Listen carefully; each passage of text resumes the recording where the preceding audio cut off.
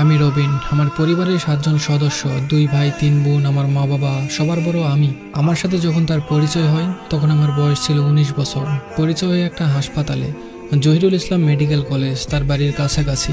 আমি আমার দাদাকে নিয়ে যাই সেখানে, আর সে তার মাকে নিয়ে আসে। আমি একটু ভালো বুঝতাম হাসপাতালের বিষয়গুলো, কারণ আমি ছোট থেকেই এইগুলোর সাথে আছি। আর সে তেমন কিছুই বোঝে না, তাই দুজন একসাথে বসে ডাক্তারের জন্য অপেক্ষা করছি।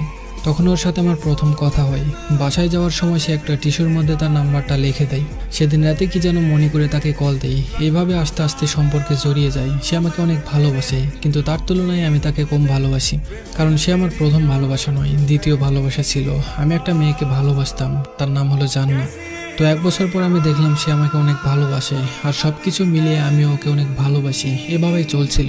কিন্তু এর বিয়ের জন্য চারিদিক থেকে দেখতে আসে। আমি খুব চিন্তায় থাকতাম। সে আমাকে বলতো, তুমি চিন্তা করো না, দেখতে আসলেই তো বিয়ে হয়ে যায় না। আমাদের সম্পর্কের কথা ওর ভাবি জানতো, আর ওর ভাবি আমাদের অনেক সাহায্য করেছে, আমাদেরকে দেখা করার সুযোগ করে দিত।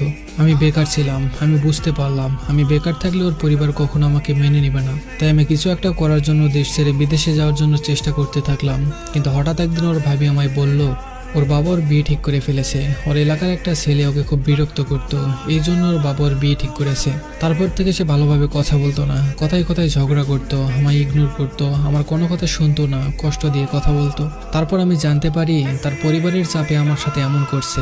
ভাবির কাছ থেকে খবর নিতাম, সে আমার সাথে এমন করার পর অনেক কান্না করতো। এমন কষ্ট সহ্য করতে না পেরে নিজের ক্ষতি করতাম, হাত কাটলাম, অসুস্থ হয়ে পড়লাম, খুব কান্না করতাম, নিজেকে অনেক বোঝালাম, কিন্তু বেকার ছিলাম, তাই আর কিছু করতে পারিনি। তারপরে ওর বিয়েটা হয়ে যায়। পাশের গ্রামের একটা ছেলের সাথে বিয়ে হয়। ওই ছেলে সৌদি আরবে থাকে। নিজের শখের মানুষটা আজ অন্য কারোর সঙ্গী। সে অন্য কারোর সাথে কথা বললে সহ্য করতে পারতাম না, এখন তাকেই অন্য কারোর সাথে দেখতে হচ্ছে। বিয়ের পর সে আমার সাথে অনেক যোগাযোগ করার চেষ্টা করেছে। আমি ওকে অনেক ভালোবাসতাম, আর আমি জানতাম আমার সাথে যোগাযোগ রাখলে সে সংসার করতে পারবে না। তাই আমি সিদ্ধান্ত নিলাম তার সাথে আর কোনো যোগাযোগ রাখবো না।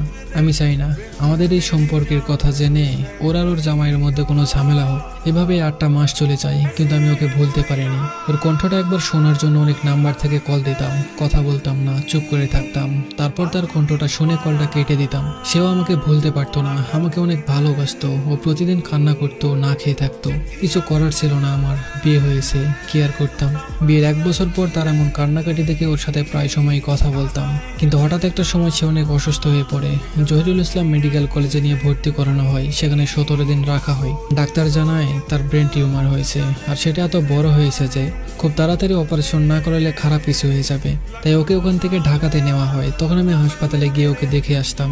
ওকে অপারেশন করবে ঢাকাতে, তারপর ওকে ইন্ডিয়াতে নিয়ে যাওয়া হবে। তখন ঢাকা